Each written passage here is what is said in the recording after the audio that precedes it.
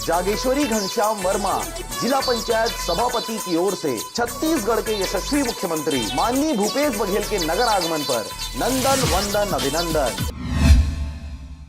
लोकसभा चुनाव के मद्देनजर निर्वाचन आयोग के आदेशानुसार पूरे प्रदेश सहित मुंगेली जिले में भी चेक पोस्ट बनाए गए हैं, जिसमें पथरिया ब्लॉक के ग्राम पड़ियन में बनाए गए चेक पोस्ट पर तीन अलग अलग पालियों में जवानों की तैनाती की गई है। सुरक्षा के मद्देनजर बनाए गए इन चेक पोस्टों में कोटवारों, आरक्षकों के साथ कृषि विभाग के अधिकारियों को तैनात किया गया है, जिनके द्वारा शहरी व ग्रामीण क्षेत्र में संदिग्धों पर नजर रखी जा रही है। ज्ञात हो बीते दिनों ऐसे ही चेक पोस्ट में जांच के दौरान बेमेतरा जिले में 11,60,000 रुपए नकदी परिवहन करते पकड़ा गया था, जिस पर उचित कागजात प्रस्तुत नहीं किए जाने पर जब्ती की कार्रवाई की गई थी।